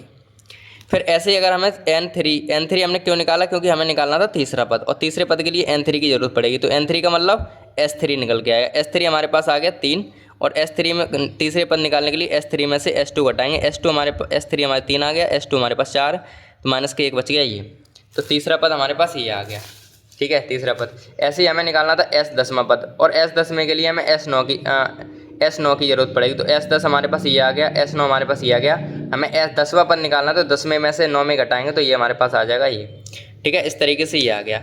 ऐसे ही हमें उधर करा हमने, ठीक है, उधर हमने क्या किया, इधर कर लिया हमने, ये आ गया हमारे पास S-1 का मान, और इस तरीके से ये हमारे पास आ गया n का मान, और ये हमारे पास आ गया इसकी डिटेल्स। मतलब हमने अतः कर सकते हैं कि S1 का मान ये है, प्रथम पद ये 4 है, और ये इस तरीके से ये प्रश्न जो था अपना हो गया एकदम बेहतरीन तरीके से कंप्लीट, ठीक है। ये जो प्रश्न था अपना, कौन सा प्रश्न है ये भाई, 14वां प्रश्न है, वो कम्प्लीटली सॉल्व हो गया है। और अब हम बढ़ेंगे अपने अगले प्रश्न की तरफ।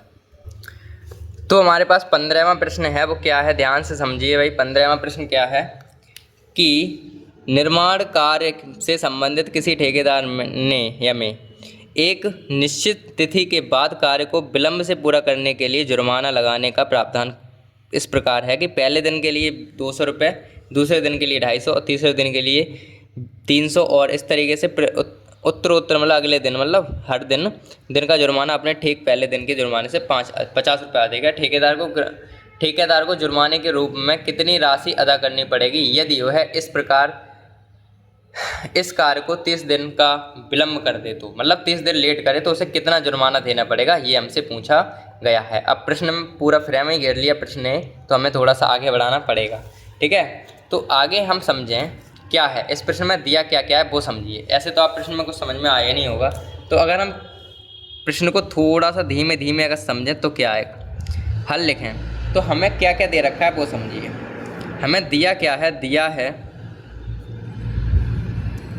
कि भाई पहले दिन में विलंब का जो जुर्माना है वो 200 रुपये है। दिखाऊं क्या, दिख रहा है नहीं, हाँ 200 रुपये है, ये पहले दिन का विलंब का 200 रुपये, ठीक है। तो ये चीज़ लिख लेते हैं अपन, तो लिखेंगे यहाँ पे पहले दिन के विलंब के लिए जुर्माना, ठीक है। पहले दिन के विलंब के लिए जुर्माना लग रहा है वो 200 रुपये लग रहा है हमारा, ठीक है। इसी तरीके से दूसरे दिन के लिए जो विलंब का जुर्माना लगेगा वो हमारे पास लग रहा है 250 रुपये। इसी तरह से तीसरे दिन के लिए हमारे पास लग रहा है विलंब का जुर्माना, ये लाइन पूरी ऐसी कैसी है, 300 रुपये। ऐसे ही चौथे दिन के लिए, कितने दिन है हमारे पास, 3 ही दिन है ना, 3 ही दिन के लिए 3 ही दिए हैं हमारे पास, हाँ ठीक है, 3 ही दिन दिए हैं, 3 दिन के लिए ये चीज़ है, ठीक है। अगर हम इसी प्रकार आगे के दिनों की बात करें, 30 दिन तक उसे ऐसे काम कर रहा है, मतलब 30 दिन तक का निकालना है, 30 दिन मतलब पहले दिन की ये, दूसरे दिन ये, तीसरे दिन डॉट डॉट डॉट 30वें दिन तक के लिए। तो इसी प्रकार अगर हमें चौथे दिन मतलब चौथा दिन होगा, ऐसे ही 5वां दिन होगा, 5वें दिन होगा, ऐसे dot dot dot dot dot dot करके ऐसे 30वें दिन तक के, मतलब जो चौथा दिन, 5वां दिन और जो 6वें दिन होंगे, छठवें दिन का विलंब का जो जुर्माना होगा, विलंब के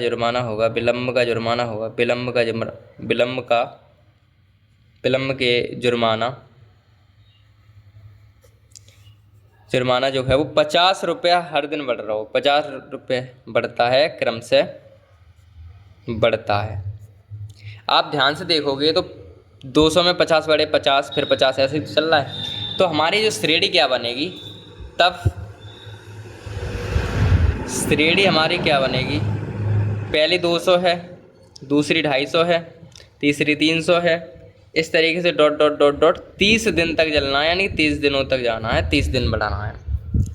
और हमें क्या करना है, मतलब कितने रुपए लग जाएंगे, तो कुल मिला के हमें SN का मान निकालना है। तो SN बराबर फॉर्मूला क्या होता है, n/2 2a + n - 1 × d, ये तो होता है SN। n की जगह पे हमें 30 रखना है, क्योंकि 30 दिनों तक का निकालना है।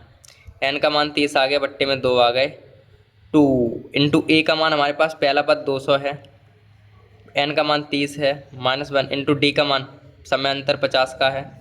तो S3 बराबर 30 बराबर क्या आ जाएगा, या तो आ जाएगा भाई 15, चलो कर देते हैं ऐसे, 15 आ गया। ये हो जाएंगे 400 प्लस के ये बचेंगे 29 और × 50, ये तो बच जाएंगे, ठीक है। आगे करें तो S30 बराबर क्या आएगा, 15 400 प्लस इनका गुणा करेंगे तो हमारे पास 1450 आ जाएंगे, ठीक है। इनका गुणा 29 × 50 मतलब 1450। तो हमारे पास S30 बराबर क्या आएगा, 15 तो है ही, इंटू इनको जोड़ दो भाई, जब इनको जोड़ोगे तो 1850, तो हमारे पास इनको जोड़ेंगे तो 18 40, हाँ ठीक है, 1850 ही हो जाएंगे। S30 बराबर क्या आ जाएंगे, इनका जहाँ में गुणा कर दो तो कितने आएंगे, 27,750 हमारे पास क्या आ जाएगा, इतने रुपये के जुर्माना उसे लगेगा। तो अतः जो ठेकेदार है, ठेकेदार को 30 दिनों का जुर्माना है वो 27,750 रुपये देने, इतने रुपए देने पड़ेंगे अगर उसने 30 दिन लेट काम किया तो। 30 दिन अगर माने विलम्ब से काम किया, ठेकेदार ने 30 दिन विलम्ब से काम किया, तो इतने रुपए हमें लगेंगे एक्स्ट्रा, ठीक है। तो इस तरीके से ये हमारे पास जो कौन सा सवाल था 15वां हो गया कंप्लीटली सॉल्व। जितना बड़ा देखने में था उतना बड़ा सॉल्व करने में नहीं था फिलहाल, तो ये बात है। तो अब हम बढ़ते हैं अपने अगले प्रश्न पर, यानी कि 16वें प्रश्न पर। तो हमारा पास 16वां प्रश्न है, वो ध्यान से देखते हैं क्या है हमारे पास। 16वां प्रश्न ये कह रहा है कि किसी स्कूल के विद्यार्थियों को उनके समग्र शैक्षिक, मतलब जो जिस क्लास में है, ऐसे कह सकते हैं समग्र शैक्षिक को, मतलब ये है प्रदर्शन के लिए, मतलब कुछ काम किया उन्होंने, उसके प्रदर्शन के लिए पुरस्कार देना है, के लिए 7 नगद पुरस्कार, या पुरस्कार लिखना था, एक पुरस्कार देने के लिए 700 रुपये की राशि रखी गई है। और यदि प्रत्येक पुरस्कार गलत है, पुरस्कार अपने से ठीक पहले पुरस्कार में 220 रुपये कम है, तो प्रत्येक पुरस्कार का मान बताइए। मतलब ये कह रहे हैं इस प्रश्न में कि कोई स्कूल है, उसमें जो है 700 रुपये के 700 रुपये हैं, उतना पुरस्कार हमें देना है। मतलब टोटल जितने पुरस्कार हैं उनका टोटल मान है, टोटल रुपये खर्च हुए हैं पुरस्कार के लिए 700 रुपये, ठीक है। अब इसमें ये कह रहे हैं कि यदि प्रत्येक पुरस्कार में ठीक पहले बार पुरस्कार में 20 रुपये कम हैं, मतलब 20 रुपये कम होते जा रहे हैं नीचे तक के, तो प्रत्येक पुरस्कार का मान हमें बताना कि कितने रुपए का है। तो हल लिख लेते हैं। मान लेते हैं कि माना कि प्रथम पुरस्कार की जो राशि है वो x है, क्योंकि हमें पता नहीं है ना। माना प्रथम पुरस्कार की राशि x रुपये मान लेते हैं, x रुपये है, ठीक है, ये हमने मान लिया। तब प्रथम की जब x है तो दूसरे की क्या हुई, तब दूसरे पुरस्कार की राशि क्या हो जाएगी, x में से x तो, और 20 रुपये कम है, x - 20 हो जाएगी, ये तो हो जाएगी, ये रुपये होगी। जब प्रथम 7 तक जाना है ऐसे हमें, क्योंकि 7 बटने हैं 7, ठीक है। तो प्रथम का x है, दूसरे का ये हो जाएगा, तो तीसरे का क्या होगा, तीसरे का क्या होगा, तीसरे के हमारे पास क्या हो जाएगा, x माइनस के 20 तो पहले से ही था दूसरे का, इसमें से 20 घटेंगे तो हमारे पास आ जाएगा क्या, x माइनस के 40 रुपये। ये हमारे पास हो गया तीसरे का। ऐसे ही हम चौथे का निकालें तो चौथे का क्या हो जाएगा भाई, चौथे पुरस्कार की जो राशि होगी वो x माइनस के 40 तीसरे की, तो इसमें से 20 कमेंगे तो ये आ जाएगी x माइनस के 60 रुपये। ये हमारे पास ये हो गए। ऐसे हम निकालेंगे पाँचवें को, तो पाँचवें क्या हो जाएगा, पाँचवें का पुरस्कार क्या हो जाएगा, x माइनस के 60 ये आ गया, इसमें से 20 घटेंगे तो हमारे पास आ जाएगा x माइनस के 80 रुपये। माइनस माइनस के जुड़ रहे हैं ना ये, इस वजह से। ये छठवें, तो छठवें की क्या हो जाएगी भाई, छठवें की क्या हो जाएंगे, x माइनस के 80 में से भी 20 घटेंगे तो हमारे पास क्या आ जाएंगे, x माइनस के 100 रुपये। और इसमें सातवें क्या हो जाएगा, तब सातवें के लिए हमारे पास हो जाएंगे क्या, x माइनस के 100 और माइनस के 20 होंगे तो यहाँ पे आ जाएंगे x माइनस के 120 रुपये। ठीक है, ये हमारे पास बनी, रुपयों की लिस्ट बन गई ये वाली। अब ये कह रहे हैं कि प्रश्न में हमसे कहा है,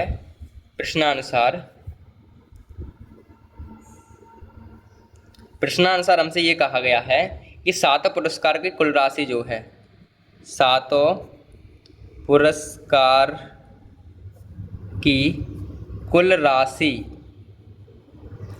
तो 700 रुपये है भाई, यानी कि इन सब का योग जो है वो 700 है। तो इन्हें जोड़ कर लेते हैं इनका, तो आपको दिख रहा है पूरी, हाँ आप देखेंगे, देखो यहाँ पे सबसे पहले हमारे पास x है, उसके बाद में x माइनस के 20 है, उसके बाद में x माइनस के 40 है, उसके बाद में x माइनस के 60 है, उसके बाद में x माइनस के 80 है, उसके बाद में x माइनस के 100 है, और उसके बाद में x माइनस के 120 है। और इन सब का योग कितना है, योग लगाओ यहाँ पे जोड़, यहाँ पे जोड़, यहाँ पे जोड़, तो ये हमारे पास कितने हैं, 700 रुपये के हैं।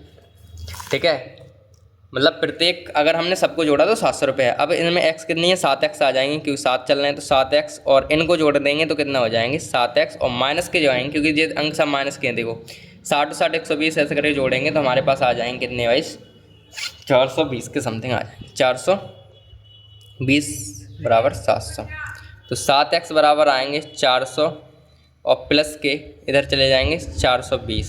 ठीक है, 420 हमारे इधर प्लस में चले जाएंगे, तो ये हमारे पास करेंगे क्या, 7x बराबर हमारे पास आ जाएंगे 1120 जुड़ के, और x बराबर आएगा 1120 बट्टे में 7, और तो x बराबर हमारे पास इनसे ये काटेंगे तो कितने बच जाएंगे हमारे पास, 160 बार हमारे कट जाएंगे। ठीक है, इस तरीके से 7 एकम 7 और 7 छंग 42, और हाँ ठीक है 160 बार हमारे कट जाएंगे। ठीक है, तो इस तरीके से x का मान हमारे पास आ गया, क्या आ गया, x का मान हमारे पास आ गया 7, यानी कि प्रथम पुरस्कार का जो वो है x का मान, x हमने किसे माना, प्रथम पुरस्कार को माना, तो सबसे प्रथम पुरस्कार है उससे 60 रुपये का मिलेगा। ठीक है, 60 रुपये का प्रथम पुरस्कार है। अब हमारे पास प्रथम का क्या आ गया, अतः प्रथम पुरस्कार क्या होगा, प्रथम पुरस्कार 160 रुपये का होगा। तब दूसरा कितना, दूसरा पुरस्कार क्या होगा, तीसरा क्या होगा, चौथा क्या होगा, पांचवा क्या होगा, और छठवा क्या होगा, और सातवां क्या होगा। मतलब जब पहला 160 है तो दूसरा पुरस्कार, तीसरा पुरस्कार, चौथा, हमें से सबसे पूछा है, तो इनमें से 20 घटानी तो है भाई, क्योंकि प्रत्येक में 20 घट रहे हैं, तो 60 में से 160 में से 120 गए तो दूसरा होगा 140 का, ये हो जाएगा 120 का, ये हो जाएगा हमारे पास 100 रुपये का, ये हो जाएगा 80 रुपये का, ये हो जाएगा हमारे पास 60 रुपये का, ये हो जाएगा हमारे पास 40 रुपये का। तो हमारे पास ये लिस्ट बन गई पुरस्कारों की। तो सबसे पहले नंबर पे आएगा उसको 160, फिर दूसरे को इतने, तीसरे को इतने, चौथे को इतने, ऐसे इतने रुपए उनको मिलते जाएंगे। तो यही हमसे पूछा था और ये हमारे पास प्रश्न जो था वो हो गया फाइनली कम्प्लीटली सॉल्व। ठीक है, तो इस तरीके से ये प्रश्न जो 16वां था वो हो गया कम्प्लीट सॉल्व। और अब हम बढ़ेंगे अपने अगले प्रश्न की तरफ। तो 17वां प्रश्न ये है हमारे पास, क्या है कि एक स्कूल के विद्यार्थियों ने वायु प्रदूषण कम करने के लिए स्कूल के अंदर और बाहर पेड़ लगाए, पेड़ लगाने के बारे में सोचा, मतलब कुछ जो विद्यालय स्कूल में पेड़ लगने हैं ऐसे समझो। यह निर्णय लिया गया कि प्रत्येक कक्षा का प्रत्येक अनुभाग अपनी कक्षा की संख्या के पेड़ के बराबर लगाएगा। उदाहरण सहित कक्षा 1 का एक अनुभाग 1 पेड़ लगाएगा, 2 लगाएगा, क्लास 3 का 3 पेड़ लगाएगा और 4 का 4 पेड़ लगाएगा। इस तरीके से चलेगा। प्रत्येक कक्षा के 3 अनुभाग हैं। इस स्कूल के विद्यार्थियों के द्वारा लगाए गए कुल पेड़ की संख्या कितनी होगी। मतलब ये है कि इस प्रश्न में ये कहा गया कि एक स्कूल में पेड़ लगने हैं, लेकिन जो प्रिंसिपल है उन्होंने ये कहा कि क्लास 1 वाला 1 ही पेड़ लगाएगा, क्लास 2 वाला 2 लगाएगा, क्लास 3 वाला 3 लगाएगा, क्लास 4 वाला 4 लगाएगा, क्लास 5 वाला 5 लगाएगा। इस तरीके से 12 तक क्लास है तो 12 क्लास वाला 12 पेड़ लगाएगा। इस तरीके से हमें करना है। और हमें मतलब 12 की मतलब ये है कि 4 क्लास तक के हमें पेड़ चाहिए, मतलब 12 क्लास तक के तो हमें पेड़ लगवाने हैं, 12 क्लास से पेड़ लगवाने हैं। तो इसको कैसे करेंगे वो समझिए। अब इसमें देखो क्या क्या है कि 12 तक चलना है, ये 12 लिखे हैं, 12 तक चलता रहेगा। प्रत्येक कक्षा के 3 अनुभाग हैं। इस स्कूल में विद्यार्थियों की संख्या कितनी होगी। 3 अनुभाग हैं प्रत्येक कक्षा के, तो उसमें कितने पेड़ लग जाएंगे पूरे स्कूल में, ये हमसे पूछा गया है। ठीक है भाई। अब इस प्रश्न को ध्यान से सॉल्व करेंगे तो समझ में आएगा कुछ कुछ। ठीक है, तो करते हैं शुरू इसको। भाई लास्ट क्वेश्चन है तो थोड़ा सा आलस आ रहा है भाई करने में। हल दिया क्या है वो लिखो पहले। तो दिया ये है कि प्रत्येक कक्षा के 3 अनुभाग हैं, ये हमें दे रखा है। जो प्रत्येक कक्षा है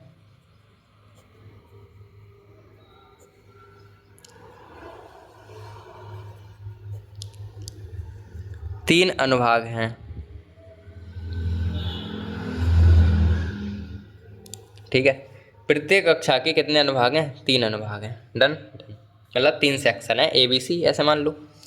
ठीक है, अर्थात अगर एक काम करें तब कि एक क्लास का जो कक्षा 1 में होगा, कक्षा 1 में होगा, 1 के द्वारा लगाए गए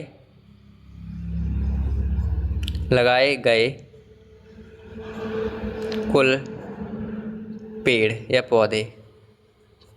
अब एक बात बताओ, प्रत्येक कक्षा 3 अनुभाग हैं, section A, section B, section C। तो एक क्लास के भी 3 रूम होंगे ना, 3 रूम होंगे, यानी कि 3 क्लास होंगी, मतलब एक क्लास के 3 रूम होंगे, तो 3 तो रूम होंगे और तीनों में से एक एक पेड़ लगाएगा, मतलब एक क्लास में तो एक ही पेड़ लगाएगा तो कुल पेड़ लग जाएंगे 3, मतलब तीनों रूम में से एक एक व्यक्ति पेड़ लगाएगा तो 3 पेड़ लग जाएंगे। ठीक है, इस तरीके से। ऐसे ही अगर कक्षा 2 की बात करें, कक्षा 2 के द्वारा लगाए गए पौधों की संख्या क्या हो जाएगी। इसके भी 3 ही अनुभाग हैं, लेकिन कक्षा 2 वाले जो हैं वो 2 ही पेड़ लगाएंगे, तो इस तरीके से 2 3 6 पेड़ लग जाएंगे। ठीक है भाई, ठीक है सर। ऐसी कक्षा 3 की बात करें तो कक्षा 3 की अगर 3 के लगाए गए पेड़ होंगे, अनुभाग तो 3 ही हैं, लेकिन ये 3 में पड़ता है तो 3 पेड़ लगाएगा और 3 दूनी 9, इस तरीके से हमारे पास ये पेड़ लग जाएंगे। अगर हम 4 की बात करें